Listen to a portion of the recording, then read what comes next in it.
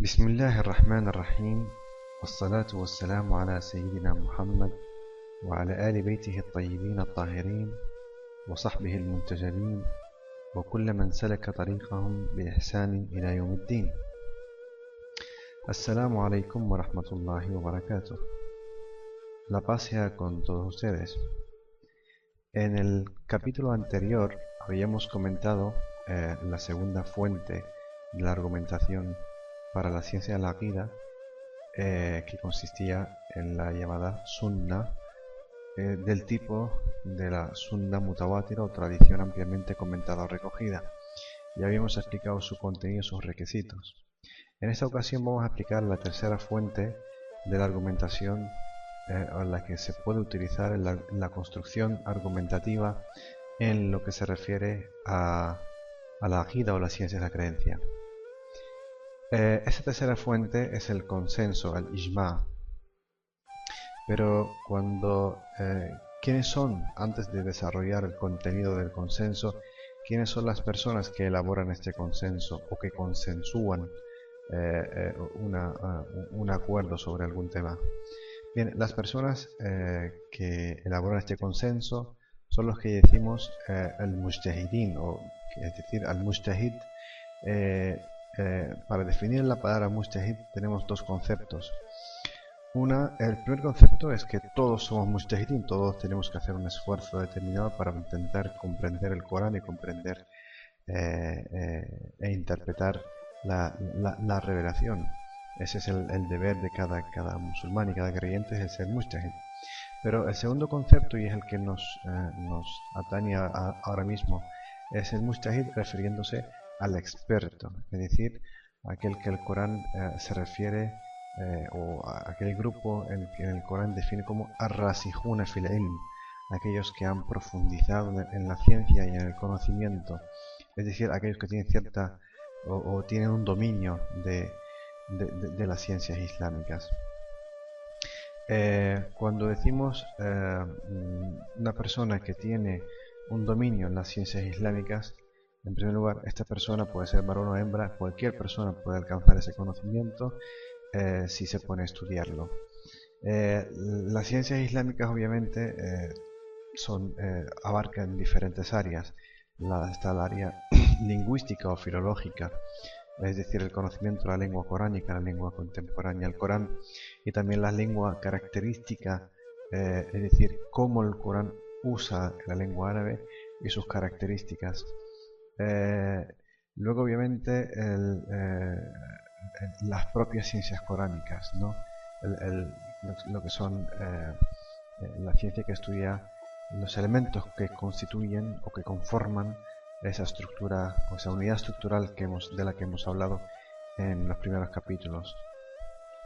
En segundo lugar, el mujtahid obviamente tiene otras herramientas como las ciencias del hadith, el comentario, la lógica, o lo que es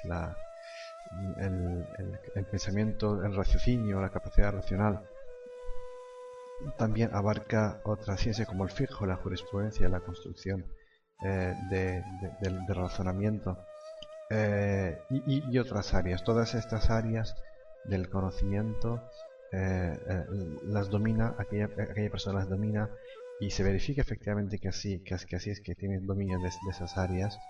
Se le llama mujtahid. El mujtahid no necesariamente es una persona que tenga licenciatura en ciencias islámicas o un doctorado en ciencias, porque una persona puede tener una licenciatura en estas ciencias o un doctorado, pero realmente no ser un mujtahid, sino seguir siendo solamente un aprendiz, sin alcanzar el nivel del ijtihad. Entonces es a este tipo de personas a lo que se refiere que tienen esa capacidad de interpretar y de sacar conclusiones en los textos. Esas personas, su consenso es el que genera el verdadero consenso. Ahora bien, estas personas realmente a qué grupo pertenecen o a qué escuela pertenecen.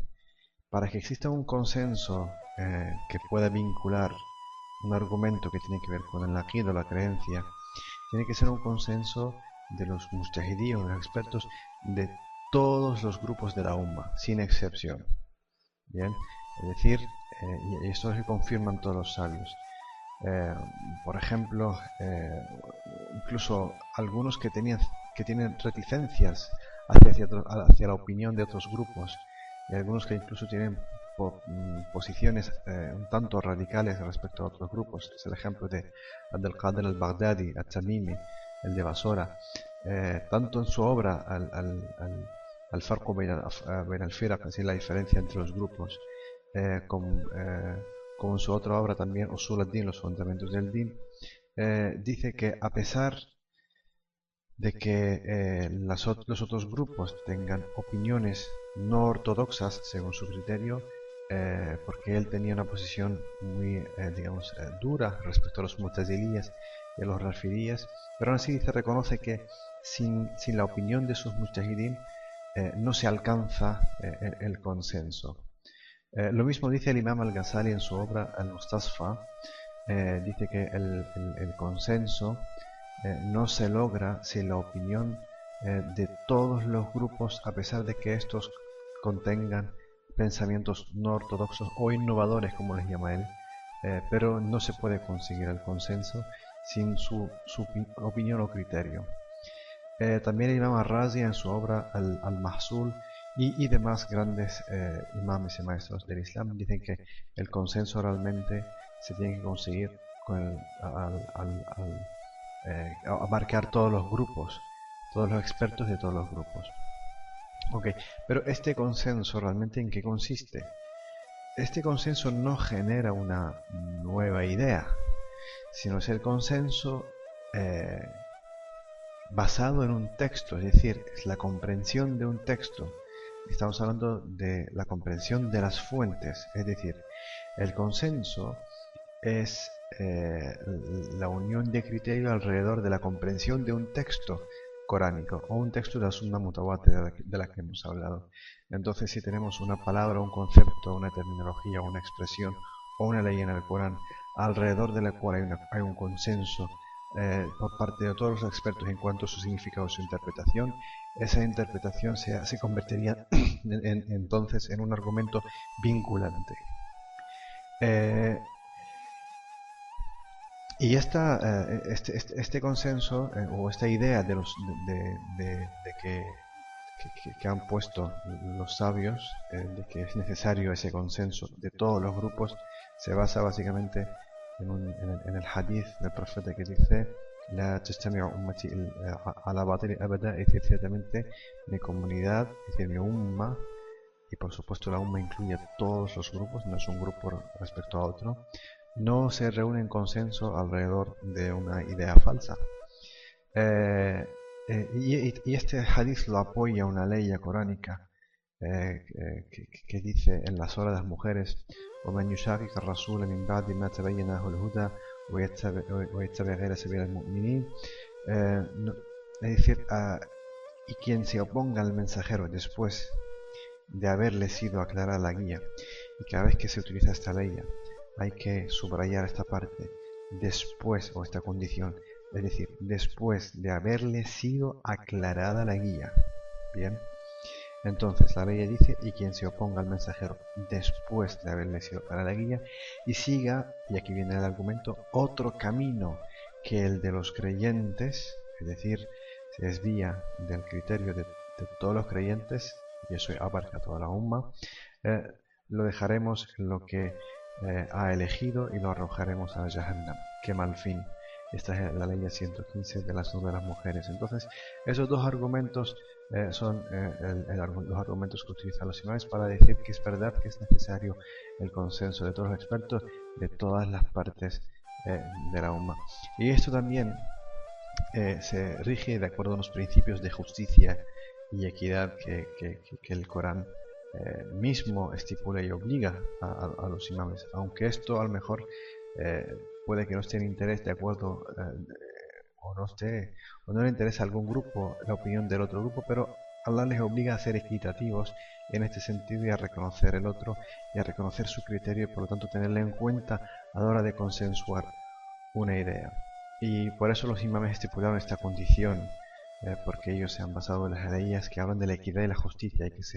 Hay que establecer la justicia y esta equidad, aunque esto vaya en contra de los intereses de un grupo respecto a otro. Porque Allah dice en el Corán, en la sura de las mujeres también, la ley 135, يا أيها الذين آمنوا كونوا قوامين بالقسط شهداء لله ولو على أنفسكم أو الوالدين والأقربين إن يكن غنيا أو فقيرا فالله أولى بهما فلا تتبعوا الهوى أن تعدلوا وإن تلووا أو تعرضوا فإن الله كان بما تعملون خبيرا. Es decir, que vosotros que creéis, sed firmes en establecer la justicia, dando testimonio por Allah. Es decir, el testimonio, el único criterio que tenemos que tener en cuenta es la complacencia de Allah y no la de nuestros egos o nuestros intereses o nuestras preferencias. Dice, aunque vaya, sigue la ley, dice, aunque vaya en contra de vosotros mismos o de vuestros padres o parientes más próximos, tanto si son ricos como si son pobres, Allah es antes de ellos. No sigáis los deseos, que así podéis ser justos. Y si dais falso testimonio o os apartéis, es cierto que Allah conoce hasta lo más recóndito de lo que hacéis. Es esta enseñanza coránica y este espíritu coránico de la equidad, del reconocimiento de la justicia, la que empujó a los imames a establecer este criterio de consenso, en el que hay que tener en cuenta también la otra opinión o la opinión del otro grupo. Otra alaya semejante dice: Ya ayyuhalladhina amanu kunu qawwamina lillahi shuhada'a bil qist ولا يجرمنكم شنآن قوم على ألا تعدلوا. Es decir, en la sura de la mesa servida dice: vosotros que creéis, sed firmes en favor de Allah, dando testimonio con equidad, y que el odio que podéis sentir por unos no os lleve al extremo de no ser justos. Sed justos, eso se acerca al taqwa, a la conciencia, ¿no? Entonces, estas aleyas y otras aleyas parecidas también estipulan que la justicia es el espíritu que lanza o estimula a los sabios a tener en cuenta la opinión de todos los expertos de todos los grupos para poder realmente reconocer que existe un consenso alrededor de la interpretación de un texto en una ley concreta o en un texto concreto. Cuando decimos de los otros grupos, ¿a qué grupos nos referimos? Cuando decimos los grupos que conforman la Umma. En una charla anterior creo que definí más o menos los grupos que conforman la Umma. Pero bueno, si repasamos un poco, dijimos que los grupos básicamente son las escuelas más conocidas son la escuela de Ahlul Bayt. Y cuando hablamos de la escuela de Ahlul Bayt nos referimos a todos aquellos expertos o imames que heredaron el conocimiento de las enseñanzas del Imam Ali.